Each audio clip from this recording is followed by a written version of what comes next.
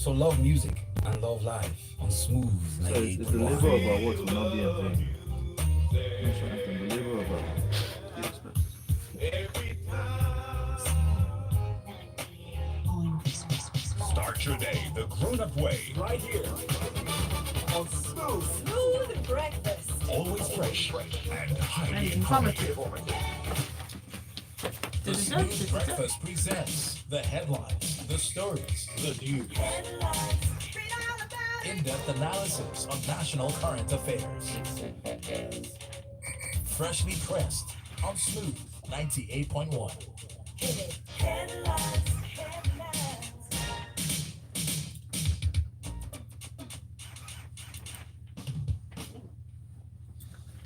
Smooth 98.1. Love music, love life. It's 7:30 a.m. and you're most welcome to today's edition of Freshly Pressed 981. Detailed analysis of today's national news stories, and joining me to analyze the stories, I have Oji Uka. Morning, Oji. How are you today? I'm fine, thank you. Good morning and good to see you. Good to see you. You know, we just discovered that we'd actually never met in person, Oji and I. So it's so good to meet you in person, Oji. Also, we have Devo Okorie. Good morning, Devo. Good morning, Lagos. Good morning, AY. As we are still on the last day of mourning for our fallen heroes, we say the labor of our heroes past will not be in vain. Amen. Courage. Thank you. Thank you very much. You can find Devo at Devo Korea on Twitter. You can find Orji at Orji Uka on Twitter. Find us at Smooth981FM. You can send your comments today through that platform using the hashtag Freshly Pressed 981. You could also send your message to our WhatsApp platform. That's 0809 444 0981. Or you could stream the show live on YouTube, youtube.com/smooth 981 FM Lagos. Oji, let's go straight to our first story. Delta gets £4.2 million Ibori loot from the Guardian newspaper. Now, we've talked about this story, and it's interesting because the federal government was quite adamant that they were not going to return the loot to Delta states. They had been that back and forth, and Delta said, oh, since the money was stolen from us, let it come back to us. What the government had said was that it was going to go towards certain capital projects, including the second Niger bridge. Please take us through why this change in direction change in action from the federal government. So the first time I saw this story pop up on my timeline on Twitter yesterday, I said it was fake news. Yeah. And then before you know it, at least 5 different news media had reported this story. I was shocked too. So I'm still shocked as I speak, because even in listening to or the reading report of what the AGF, now by the AGF I mean the Accountant General of the Federation, what he said to the lawmakers yesterday is completely different. So it's like 180-degree turn from what the Attorney General of the Federation had been saying up to just last week. Yes, we spoke about it. Yeah. So firstly, the position of the two AGFs are fundamentally different and cannot coexist. That's the first point. The second point is that, like I said, the story has been reported in several by several media agencies. To date, the Delta State government has not denied that they received the money. The AGF, or the Attorney General of the Federation, or his office, neither of them have also come up to say what they are reporting is not correct. So yeah. I'm a bit confused. I'm confused because the Attorney General, as you said, stated this adamantly. This is done. It's done and dusted. The money is going to be used for specific projects, and like you said, he mentioned those projects. Yeah. The second Niger bridge, Lagos Expressway, part of it. So my own problem has always been, why is it that the same projects are always the ones? Abacha loot, the same Lagos Expressway, second Niger bridge. Okay, we'll get there. Now, this is what the Accountant General said to the lawmakers. He says that there was a time recovery was done for Plateau states. There was one for Bayelsa and then Delta, and that these recoveries go specifically to those states. They say he also said that this is contrary to information in public domain, that it was used for specific projects. Who is the source of the information in public domain? The federal government. Yes. Represented by the Attorney General of the Federation. Yeah. If I cannot believe the Attorney General of the Federation, who do I believe? So there was the channel interview the Attorney General had. Of course, the interview became infamous because of the comment he made about spare parts and open grazing, ban on open open grazing. grazing. But he also mentioned this Ibori, and I listened to him for about 5 minutes. In fact, the first video clip I saw of that interview, someone sent to me, was in relation to this Ibori loot. Like I said, he was very adamant.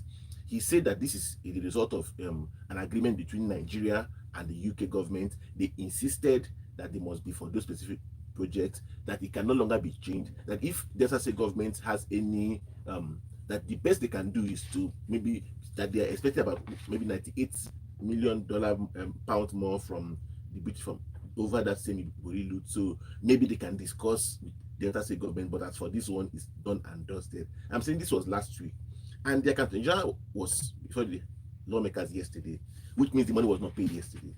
So they have to come and explain to us what changed, because as you expect, when things like this happen, lawyers will take two different sides. There were those who argued with it, who argued that it should go to the Delta State government, and one of those, there were those who said, well, the federal government is the one that decides, and they had points. So the government should not just come out, tell us this is the position, and we're fighting amongst ourselves, and they go behind and do something completely different. Somebody has to come out and reconcile these two positions. Very quickly, Orji, in this article, the AGF, now the Attorney General, being grilled by the panel in the House, Accountant General, stated that funds looted from the Treasury of a state were always returned to the state. Yeah, he mentioned and examples. that they can actually sue the federal government. He said so. So he's speaking from a legal perspective, and we're talking about the Attorney General of the Federation saying that, didn't he consider that states could sue the federal government? You see, that's why I say that the positions of the two AGFs, they are mutually exclusive. The way the Accountant General was saying, it would appear as if he was saying something contrary to what people were, like a rumor. Yes. Maybe people that didn't know what they were saying were the ones saying it. And he was, like when I discussed with Devo downstairs, not like either of them actually referred to any particular law, but the AGF, the Accountant General, was specific and said that in the past they've always done it, and he. Yes, I would like to actually note or see where the Accountant General was quoting from, because it's quote quite frankly as to a laid down procedure. That's one. Secondly, the Attorney General's position was based on the fact that he used the words mutually exclusive, meaning there wasn't a direct deal between Nigeria and the UK government. As you remember that time, they were called into a meeting with a bilateral agreement, some form of discussions as to how this money would be returned. Just like in other cases, there's always some form of negotiation and how the money is meant to be used. Of course. So we need to clarify, where does our laid down protocols, which the the Accountant General has spoken to, get collapsed under foreign agreements? Because the truth is, we all know that Nigeria's place in this repatriation was almost a third party.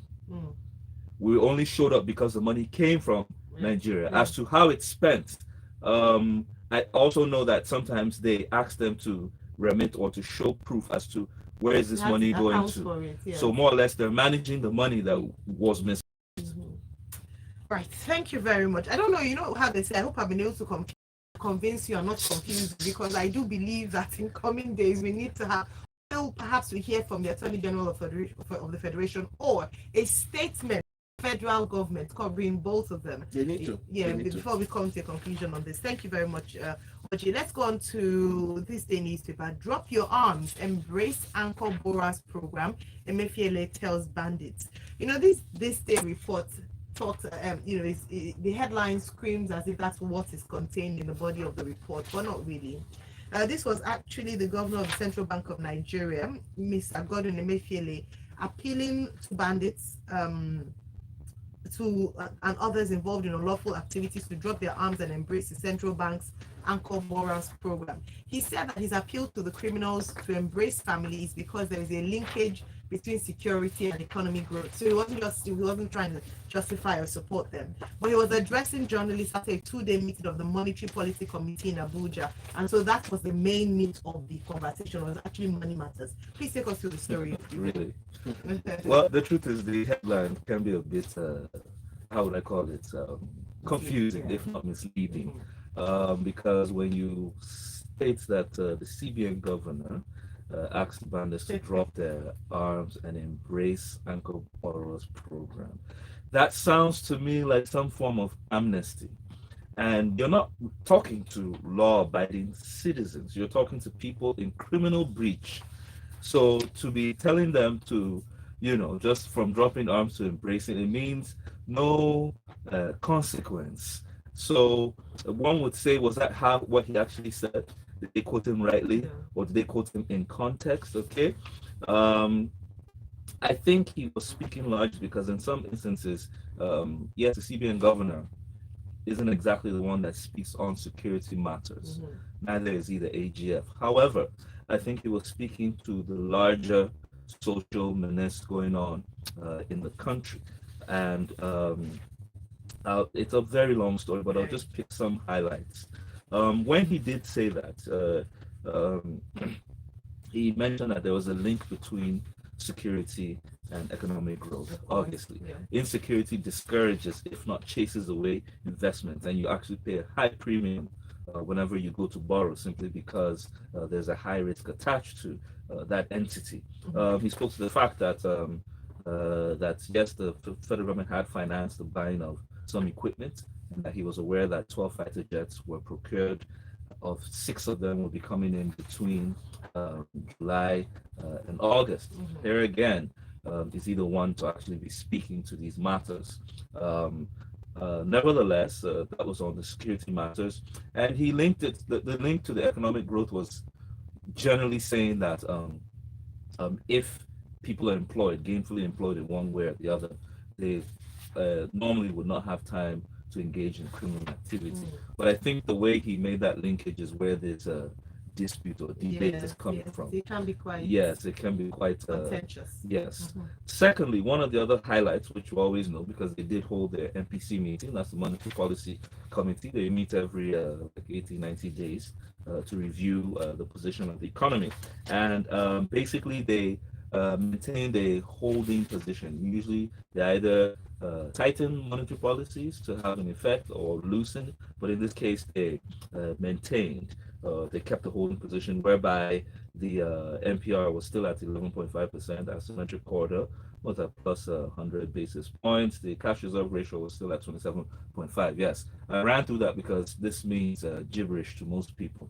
However, what it means in reality is that a long time ago, as you remember, Nigeria took a lot of bonds and went out to raise money. And in that instance, they raised the interest rate to ensure that investors would be attracted. But obviously, what that does is it reduces the amount of money that can come to the economy, because back then, many financial institutions were accused of doing nothing and making money, all right? So they brought it down to encourage real sector investments.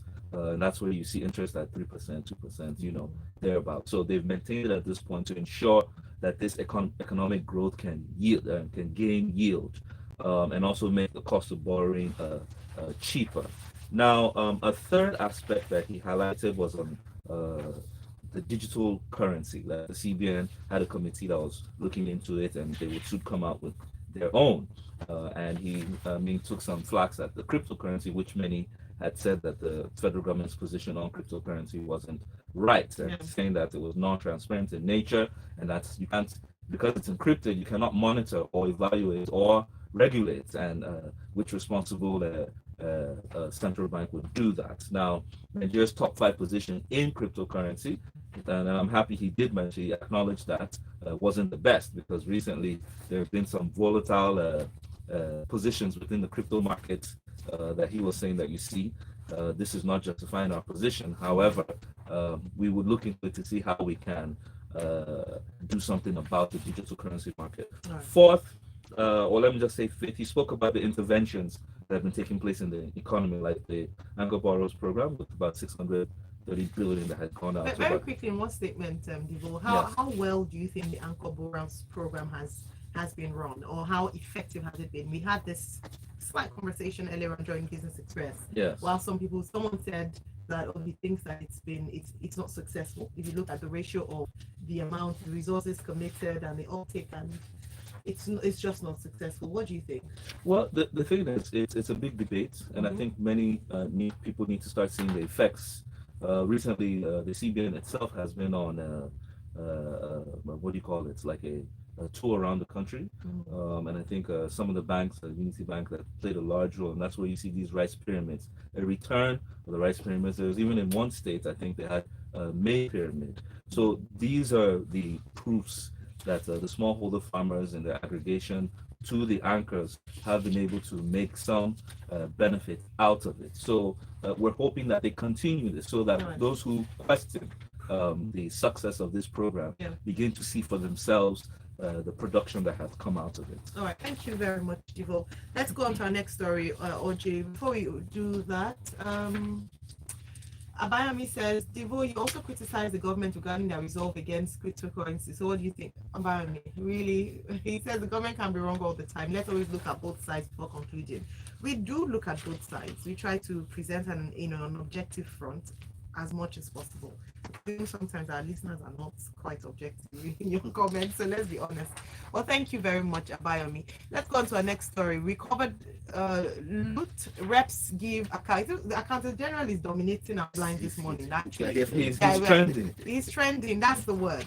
He reps give accountant general 48 hours account for missing 5 million euros. This is from the Premium Times. We had another one on that. I think in the next one, we're going to talk about that. But yes, the Accountant General of the Federation, Ahmed Idris, has been given 48 hours by federal lawmakers to reconcile discrepancies in his records on recovered looted funds. Now, there was almost like an off your mic moment whereby they'd asked him to the motion to be summoned to face the entire house, and another member of the House, Wale Oke from PDP Oshun, urged his colleagues to give Mr. Idris more time to reconcile his records. Please take us to the story. Okay, like you've pointed out, the AGF, Accountant General of the Federation, Ahmed Idris, appeared for the House and on the issue of the recovered looted funds. And in the course of his presentation, they realized that he could not reconcile certain discrepancy between the records. Some discrepancy to the tune of 5 million euros, she was not able to clarify. Now, the interesting thing in this story is that the that discrepancy was flagged by Edu Oladapo, who is of the APC. He was one who flagged it, and at the end, he moved a motion that the Accountant General was concealing information from the committee, and therefore should appear before the whole House of Representatives for grilling.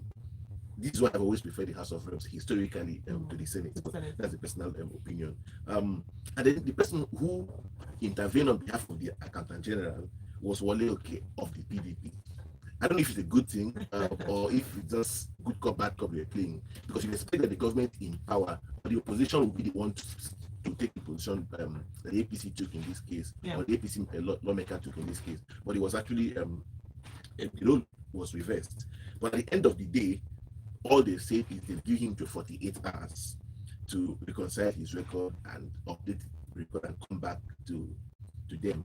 Whether he's going to come back is a different thing entirely, because sometimes it's even difficult for officials of this current administration to appear for the House of Representatives or even the National Assembly as a whole. But I was just interested in the fact that the rule was reversed. That was just the only thing from the story. Because 5 million, not like it's not a lot of money, but it's a lot more. I'm sure by the time you listen to people talk about the SEC downsizing story, you will see that the issue that financing is not going to be solved anytime soon in this country. Thank you. Let's move on. Talking about that sector, the cost of governance. I love this one because for the first time, even though they haven't actioned it, it's just a proposal. And we know for a number of things, it ends up proposals and we don't hear anything else after that. But the Security and Exchange Commission drops hints of downsizing. Appearing before the House of Representatives Committee on Finance, Monitoring and Investigating Revenue Remittances by the ministries, departments and agencies of government into the public coffers, the Director General of SEC, Lamido Yuguda, who was represented by the Executive Commissioner Corporate Services, Ibrahim Boyi, said 80% of the agency's cost was spent on staff, especially the management cadre. In fact, in this report, they say over 50% of the makeup of SEC is management level. Please take us, and of course, that's costing a lot of money. Is it? Well, basically, this is still a trending story of the the House Representatives Committee on Finance and Monitoring and Investigation of Revenue Remittances by ministries, departments, and agencies. All right, people need to know what is going on. And in actual fact, this is one of the fundamental functions of the National Assembly in monitoring the money that they had voted in or they had approved. Okay, and in Nigeria, and who else would trend when you're speaking of accountability if not the Accountant General of the nation? He actually needs to be on the hot seat more. Yes, He needs to be speaking more. And there's another, I don't want to call him, but basically I'm just joking. There's another AG who is out there that needs to be in that meeting. That is the Auditor General. Yeah. Both their facts or both their reports need to be in the presence of Nigerian people, so that people, for once, and this should not only take place at the federal level, it should take place at the state level. Absolutely. So we need to be hearing from our state assemblies how they are monitoring, evaluating, and confirming the transparency of budget expenditure in the states. We've really talked less about the states, and that's where about 55% of the national money outside the federal government, that state and local governments go to.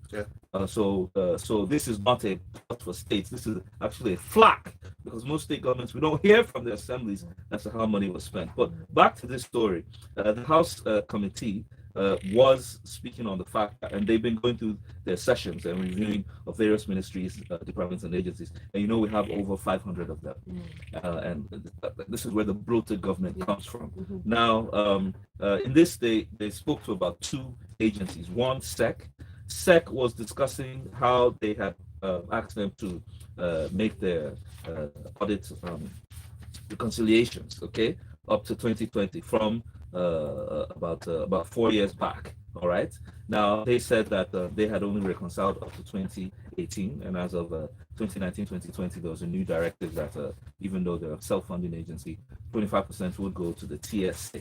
Now they did say that they would have some deficits in their revenue, and as part of executive management, the person who was representing the DG did mention that they normally take 2 approaches. One is to boost the revenue, and the second is the cost optimization. And this was where he spoke to how 80% of their cost was going to staff, meaning that recurrent expenditure for them was all salary based, okay, and allowances, and that they're top heavy with about 50% of their staff as senior managers. And usually in terms of I think it was El-Rufai that spoke to right sizing, meaning every government needs to be able to carry its own weight, carry its own cost. And this is coming up here again.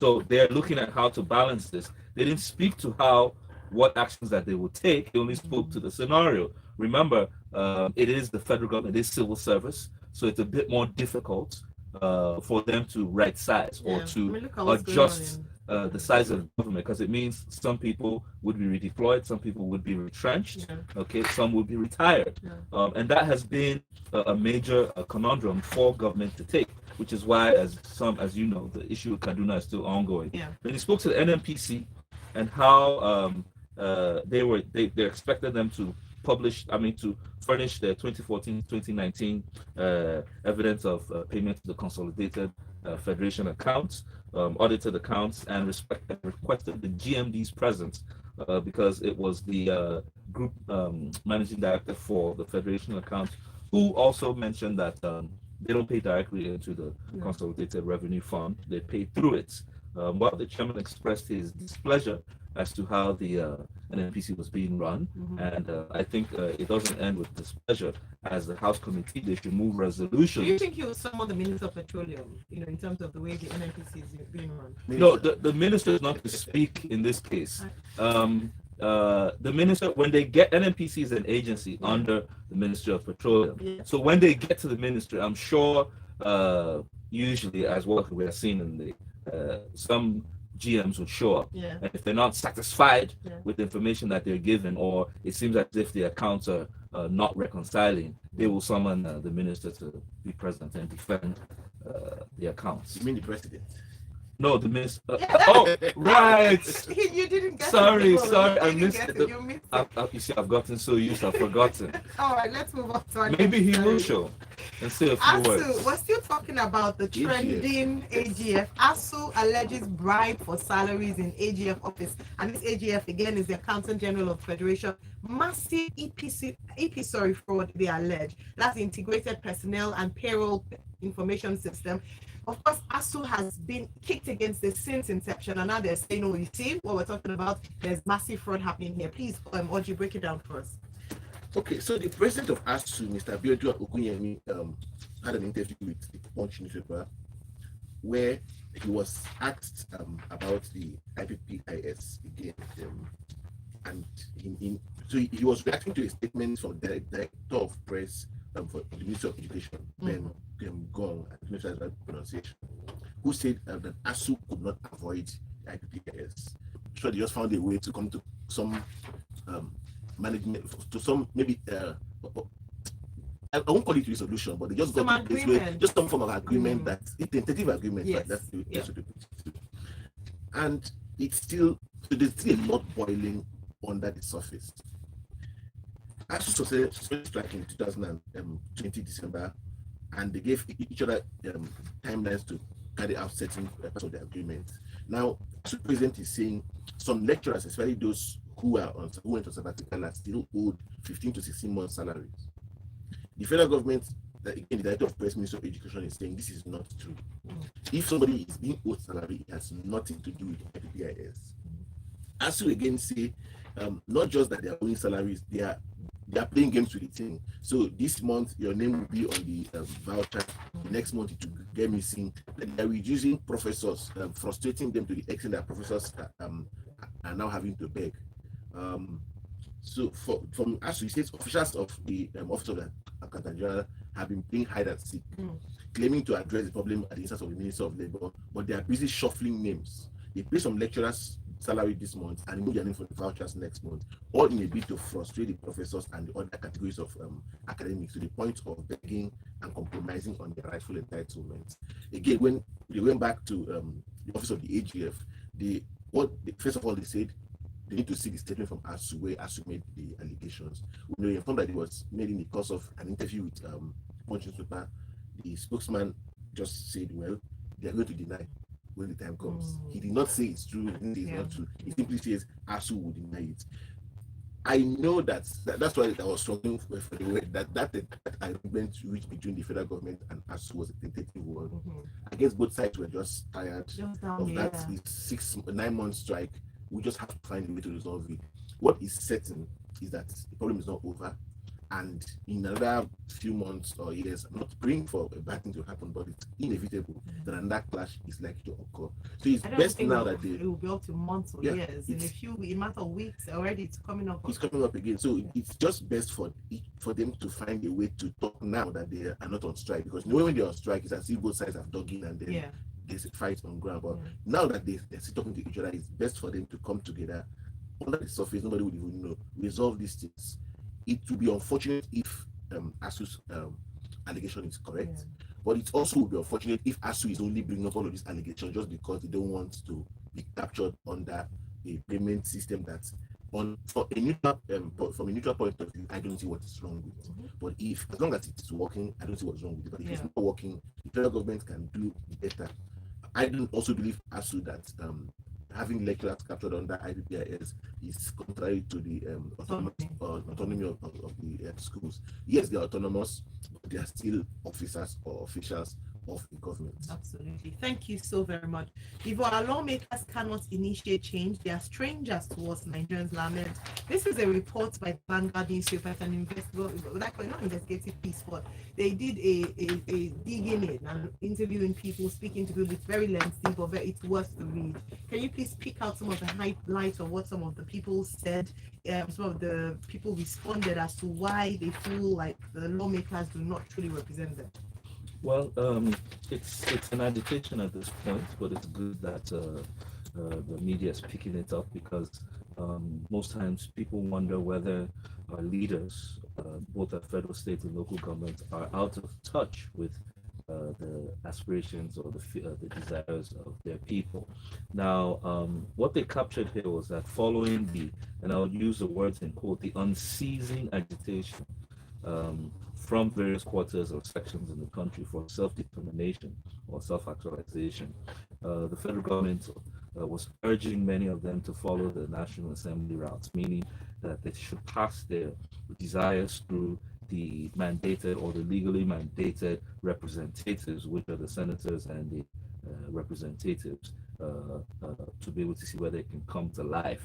And what are the things that people have been agitating for that form the pressure around self-determination? You start hearing words about restructuring. You start hearing words about fiscal federalism, whereby people would have more control of what comes from their own location and pay some kind of portion to the center, as against in this case where the center takes everything and shares back to the people.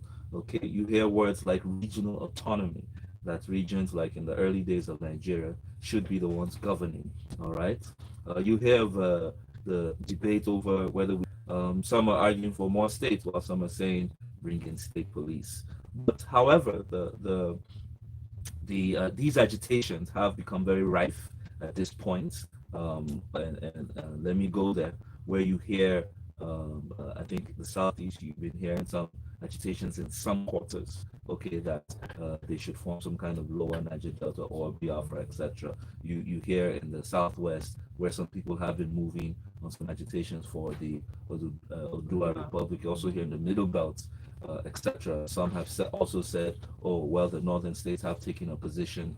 So it's reported that many people have not taken to the presidential advisory on this, and that they believe that the National Assembly, those within the National Assembly, though elected, have been pursuing their personal interests. And we don't have time, but there are different instances that you would see that it seems as if the National Assembly across time has not won the confidence of its own constituencies. Thank you very much. We are out of time. We'll take this story further during Lagos Talks 981, in addition to all the other two stories. 5 police operatives fed killed in another attack on police facility in Enugu. Premium Times. And Punch, mentally ill woman wrongfully accused of baby theft, gun possession, lynched in Lagos. A big thanks to our analyst, Oji Uka at Oji Uka on Twitter, and Divo Korea on Twitter. Follow us at Smooth981FM. If you want to continue the conversation, use the hashtag FreshlyPressed981.